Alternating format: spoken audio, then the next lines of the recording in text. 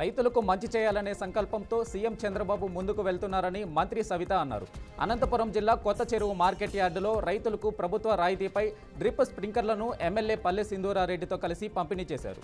పొలాలకు మీటర్లు పెడతారంటూ రైతులను భయభ్రాంతులకు గురిచేసిన రైతు ద్రోహి జగన్మోహన్ రెడ్డి అని మంత్రి సవిత విమర్శించారు. రైతులకు గిట్టుబాటు ధర కల్పిస్తూనే ఎన్నికల్లో ఇచ్చిన హామీ మేరకు మోటార్లకు మీటర్లను రద్దు చేశామన్నారు. భారత రాజ్యాంగ నిర్మాత బిఆర్ అంబేద్కర్ వర్ధంతిని తిరుపతిలో ఘనంగా నిర్వహించారు. సాంఘిక సంక్షేమ శాఖ ఆధ్వర్యంలో ఆర్టీసీ బస్ స్టేషన్ కూడలి వద్ద అంబేద్కర్ విగ్రహానికి కలెక్టర్ డాక్టర్ వెంకటేశన్ పూలమాల వేసి ఘనంగా నివాళులర్పించారు. అంబేద్కర్ భారతదేశానికి చేసిన సేవలు చిరస్మరణీయమని జిల్లా కలెక్టర్ కొనియాడారు. అంబేద్కర్ ఆశయాలను స్ఫూర్తిగా తీసుకొని ముందుకు తీసుకెళ్లాలని సూచించారు. పల్నాడు జిల్లా పిడుగురాళ్ల మండలం జానపాడు గ్రామంలో రెవెన్యూ సదస్సు నిర్వహించారు. గురజాల ఎమ్మెల్యే ఎరపతనేని శ్రీనివాసరావు, ఎమ్మెల్సీ జంగా కృష్ణమూర్తి ప్రజల నుంచి అర్జీలను స్వీకరించి వాటిని త్వరితగతిన పరిష్కరించాలని అధికారులను ఆదేశించారు. దీర్ఘకాలికంగా అపరిష్కృతంగా ఉన్న భూ సమస్యలు, వివాదాలను పరిష్కరించేందుకు రెవెన్యూ సదస్సులు నిర్వహిస్తున్నట్లు ఎరపతనేని శ్రీనివాసరావు తెలిపారు. కరీంనగర్ జిల్లా గంగాధర ఎంపీడీఓ కార్యాలయాన్ని తాజా మాజీ సర్పంచులు ముట్టడించారు. కార్యాలయం ముందు బైఠాయించి నల్ల బ్యాడ్జీలతో నిరసన తెలిపారు. గ్రామాల్లో చేసిన అభివృద్ధి పనులకు నిధులు వెంటనే విడుదల చేయాలని డిమాండ్ చేశారు. అధికారుల మాటలు నమ్మి అభివృద్ధి పనులు చేసి అప్పుల పాలయ్యామని జేఏసీ అధ్యక్షుడు లక్ష్మీరాజం ఆవేదన వ్యక్తం చేశారు. సోమవారం నుంచి కరీంనగర్ కలెక్టరేట్ ఎదుట రిలే నిరాహార దీక్షలు చేపడతామన్నారు. పెండింగ్ బిల్లులు విడుదల చేయకుంటే ఉద్యమాన్ని మరింత ఉధృతం చేస్తామని హెచ్చరించారు.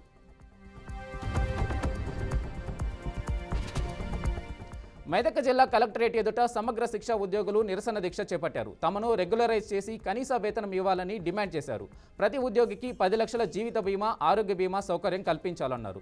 గతంలో హన్మకొండలో జరిగిన ధర్నాకు పీసీసీ అధ్యక్షుడి హోదాలో వచ్చిన సీఎం రేవంత్ రెడ్డి తాను ఇచ్చిన హామీని నెరవేర్చాలని ఉద్యోగ సంఘం నేతలు కోరారు. తమ సమస్యను 3 రోజుల్లో పరిష్కరించుకుంటే నిరవధిక దీక్షలు చేయనున్నట్లు వారు హెచ్చరించారు. జయశంకర్ భూపాలపల్లి జిల్లా రామకృష్ణపూర్లో ఓ ఇంట్లో విద్యుత్ షార్ట్ సర్క్యూట్ జరిగింది. ఇంట్లో ఉన్న 12 తులాల బంగారు ఆభరణాలు, 2 లక్షల నగదు, ఇతర వస్తువులు కాలి బూడిదయ్యాయి. ఇంట్లో ఎవరూ లేకపోవడంతో ప్రాణ నష్టం తప్పినట్లయింది. విద్యుత్ షార్ట్ సర్క్యూట్తో తమ కుటుంబం రోడ్డున పడ్డదని, ప్రభుత్వం ఆదుకోవాలని బాధితుడు ఎడ్ల పోషాలు ప్రభుత్వాన్ని కోరారు. కేంద్ర రాష్ట్ర ప్రభుత్వాల ప్రజా వ్యతిరేక విధానాలను ఎండగడుతూ ఉద్యమాలకు సిద్ధం కావాలని సిపిఎం రాష్ట్ర కార్యదర్శి తమ్మినేని వీరభద్రం పిలుపునిచ్చారు. ములుగు జిల్లా ఏటూరు నాగారంలో సిపిఎం 2వ మహాసభల్లో ఆయన పాల్గొన్నారు. ఏటూరు నాగారం ఉన్నత పాఠశాల నుంచి బస్టాండ్ వరకు దాదాపు 2000 మందితో సిపిఎం నాయకులు భారీ ర్యాలీ నిర్వహించారు. అమెరికాలో భారీ కుంభకోణానికి పాల్పడ్డ ఆదానిని వెంటనే అరెస్టు చేయాలని తమ్మినేని వీరభద్రం డిమాండ్ చేశారు. లగచర్లలో ఫార్మాసిటీ పేరుతో 2 పంటలు పండే ఆదివాసీ రైతుల భూములు లాక్కునే ప్రయత్నం చేయడాన్ని ఆయన తీవ్రంగా ఖండించారు. పశ్చిమ గోదావరి జిల్లా నర్సాపురంలో మాలల ఐక్యవేదిక ఆధ్వర్యంలో అంబేద్కర్ వర్ధంతిని ఘనంగా నిర్వహించారు. ఈ సందర్భంగా అంబేద్కర్ విగ్రహానికి ఆంధ్రప్రదేశ్ రాష్ట్ర కాపు కార్పొరేషన్ చైర్మన్ మాజీ మంత్రి కొత్తపల్లి సుబ్బారాయుడు పూలమాల వేసి నివాళులర్పించారు. దేశ పౌరులు అంబేద్కర్ చూపించిన మార్గంలో నడవాలని యువకులకు పిలుపునిచ్చారు. అనకాపల్లి రింగ్ రోడ్డులోని వైఎస్ఆర్ కాంగ్రెస్ పార్టీ కార్యాలయంలో అంబేద్కర్ వర్ధంతి ఘనంగా నిర్వహించారు. అంబేద్కర్ విగ్రహానికి పార్టీ అనకాపల్లి పట్టణ అధ్యక్షుడు మందపాటి జానకి రామరాజు పూలమాల వేసి నివాళులర్పించారు.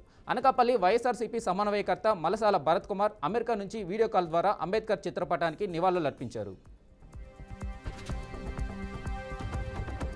తెలుగు రాష్ట్రాల్లో చోరీలకి పాల్పడుతున్న దొంగను అనకాపల్లి పోలీసులు అరెస్టు చేశారు. అనకాపల్లి జిల్లాలో 3 బైక్ చోరీలకు పాల్పడిన గుమ్మడి అప్పన్నను అరెస్టు చేసినట్లు డీఎస్సీ శ్రావణి తెలిపారు.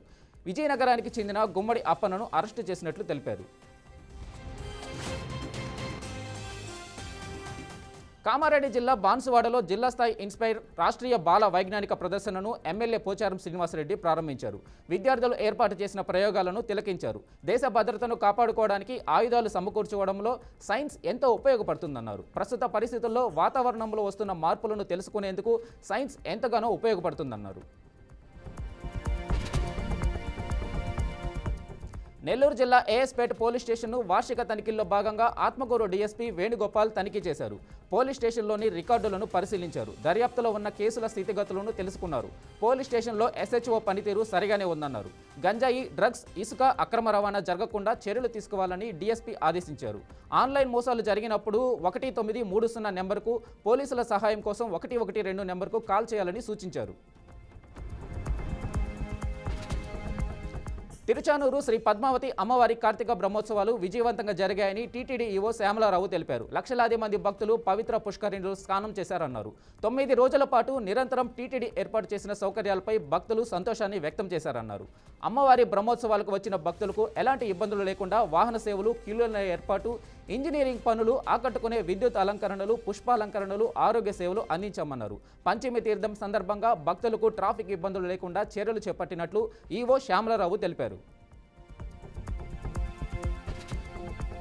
కడప జిల్లా మలువారిపల్లె గ్రామంలో అధికారులు రెవెన్యూ సదస్సు నిర్వహించారు. అంబేద్కర్ వర్ధంతి సందర్భంగా ఆయన చిత్రపటానికి రితేష్ రెడ్డి అనే యువ నాయకుడు పూలమాల వేసి నివాళులర్పించారు. గ్రామంలోని ప్రతి సమస్యను పరిష్కరించే విధంగా ఏర్పాటు చేయాలని తహసీల్దార్ని కోరారు. రెవెన్యూ సమస్యలు పునరావృతం కాకుండా 45 రోజుల పాటు సదస్సులు నిర్వహిస్తున్నట్లు తెలిపారు.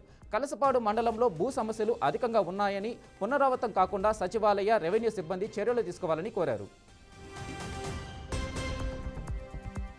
రెవెన్యూ సదస్సులను రైతులు సద్వినియోగం చేసుకోవాలని ఎమ్మెల్యే డాక్టర్ పార్థసారథి అన్నారు. వీరుపాపురం గ్రామంలో సబ్ కలెక్టర్ ఆధ్వర్యంలో సదస్సు నిర్వహించారు. భూముల కొలతల్లో తేడా వచ్చినా, ఎవరైనా కబ్జా చేసినా రెవెన్యూ సదస్సు ద్వారా అధికారులు సమస్యలను నేరుగా పరిష్కరిస్తారన్నారు. అదోని నియోజకవర్గంలో రైతులకు ఏ సమస్య ఉన్నా తనను నేరుగా కలవవచ్చని, రెవెన్యూ సదస్సులో దరఖాస్తు చేసుకుంటే వెంటనే సమస్యను పరిష్కరిస్తామని ఎమ్మెల్యే పార్థసారథి తెలిపారు.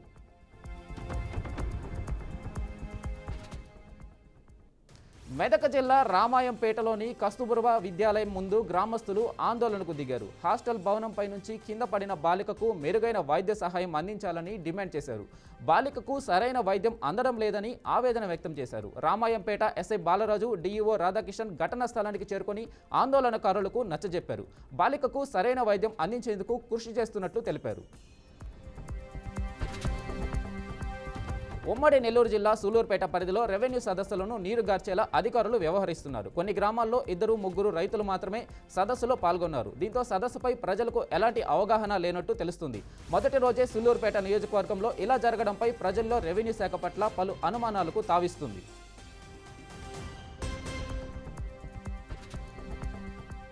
భూ సమస్యల పరిష్కారానికి రెవెన్యూ సదస్సులు ఉపయోగపడతాయని ఎమ్మెల్యే వెనిగండ్ల రాము అన్నారు. గడ్లవల్లేరు మండలం చంద్రాలలో రెవెన్యూ సదస్సును ప్రారంభించారు. అంతకుముందు అంబేద్కర్ వర్ధంతి సందర్భంగా ఆయనకు వెనిగండ్ల రాము నివాళులర్పించారు. ప్రజల ఆకాంక్షలకు అనుగుణంగా సీఎం చంద్రబాబు నాయకత్వంలోని కూటమి ప్రభుత్వం నిరంతరం పనిచేస్తుందని వెనిగండ్ల రాము కొనియాడారు.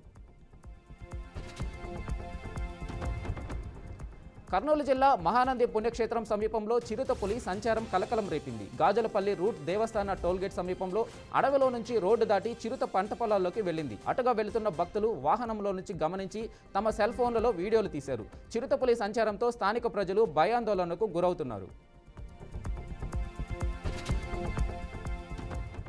విజయనగరం జిల్లా శృంగవరపుకోటలో ఎంపీడీఓ కార్యాలయాన్ని గిరిజనులు ముట్టడించారు. అధికారులు అందుబాటులో లేకపోవడంతో ఎంపీపీ గదిలో బైఠాయించి ఆందోళనకు దిగారు. అనంతరం తమ గ్రామానికి రోడ్డు మంజూరైందని, పనులు త్వరితగతిన ప్రారంభించాలని వినతిపత్రం అందజేశారు.